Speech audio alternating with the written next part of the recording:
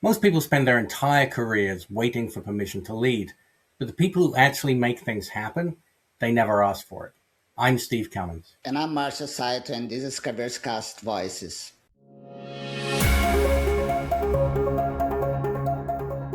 In this show, we dig into the playbooks of CEOs, educators, and disruptors in their own words to give you the edge in your professional journey. This is the first episode, and we'll give you a preview of what's coming in the Voices series. For those of you who've been following CareerZ Cast, Marcio's been exploring the ways strategic rebels can engage with the system, master it, and change it from the inside. Yeah, we have been looking at how AI is rewriting the rules of the game and how you can position yourself to be ahead of the changes and build your professional career in the next decade. The one thing I know for sure is that you cannot navigate the shift in a vacuum. You need perspectives from the people who are actually in the trenches and have navigated past revolutions. Yeah, exactly, Marcio. And so while you're looking at the technology and the macro shifts, I'm going to be looking more at the story and the strategy behind it. How do these leaders actually communicate? How do they build brands in a world that's moving at 100 miles per hour? And that's why we are launching Voices. We'll bring notable guests to share their insights with you. And today, we'll get to know about Steve, the host leading the charge, and the format of the new series. Thanks, Marcio. So for those watching, Marcio and I have a bit of history. My focus has always been on go-to-market, so building the strategy, the processes that drive companies from being a startup with a cool tech product to a market leader in their field. But I actually started out as an engineer. I've always enjoyed working with and sparring with smart technologists and then working with them to define the strategies and the messagings that make products a must-have, not an afterthought. Yeah, and Steve and I have collaborated in the past to create tech solutions and then carving a market niche for them. That's right. And actually, in fact, Marcio, my favorite collaboration with you was when we established network resilience as a market niche. It was a few years ago now. But then more recently, I think we've realized our conversations often hit on those exact friction points that Gen Z are facing today. How do you stay relevant when the tools are changing every 6 months or even quicker? Yeah, and Steve is the host of the Marketing Mix podcast, where he gets to the why behind a success story.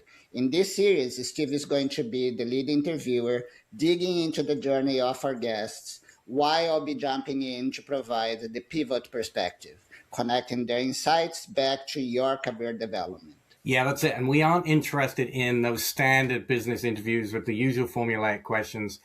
We want to talk to people who are rethinking education, who are reinventing corporate structures, and successfully navigating the world of work and business. And our episodes will be very focused. Each will bring you 20 to 40 minutes of the guest's best ideas for you, whether you are seeking inspiration to create a vision or the insights to execute. Yeah, so, why don't we kick things off by asking each other a couple of questions, kind of things that I guess we'll face. I'll kick off. So, Marcia, you've worked in small, punchy startups. You've also worked at Google, so you've gone across the whole spectrum. When you see somebody new come into an organization, are there any green flags that make you think this person is going to be a great hire? I think, regardless of company size, curiosity is really important. I like people who challenge leadership and do not only think about the what, they want to know the so what and the why behind each decision. Being able to take the perspective of the user is another important factor. In B2C, that means understanding consumers' wants and needs. And in B2B, it is important to be able to put structure into messaging and thinking frameworks. Throwing the ball back to you. If you're hiring a junior or mid-level marketer, what would you expect candidates to show in that first 30-minute conversation? Yeah, I think it's actually less about specific experience. For me, it's more about attitude, soft skills. Similar to you, I'm looking for curiosity first. It is tough to be a good marketer or really any type of successful professional without having a level of interest in what you're doing and how it works. Second thing I look for is enthusiasm. Someone who has a propensity for action, has a willingness to get stuff done, because the only way to learn and to grow and to handle things like AI as they come in is to be willing to just get stuck in and work with it. People worry about knowledge of the job. And honestly, at a junior level, I don't think that's much of an indicator of how successful they're going to be, because Your day-to-day that you're doing now, a year from now, will be very different. So I think it's the attitude more than the skill set that I look for early on.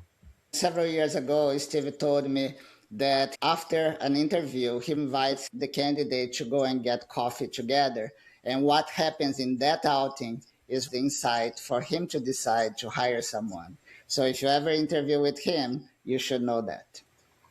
You're giving my secrets away, Marcio, but yes, very true. So I guess thinking a little differently, look, we live in very uncertain times.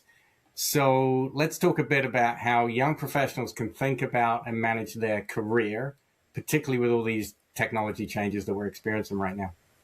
Yeah, and if you're talking about career today, we have to address the adoption of AI. My first advice is don't panic. I was a 25-year-old engineer when the internet revolution started, and it is normal for tech CEOs to run around screaming, everything is going to change before the end of the year.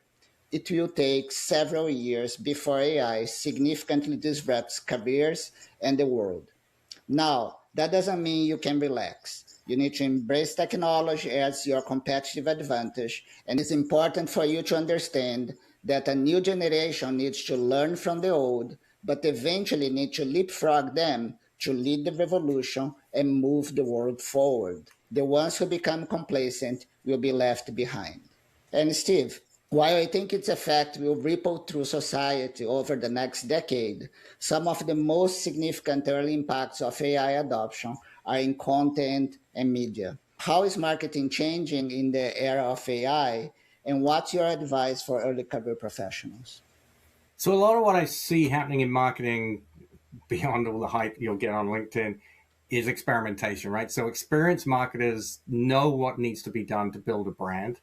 So now they're trying to figure out where AI can be useful without making everything look and sound generic. So if you're early in your career, I would say you want to be the one who's willing to try out a new tool or a new approach.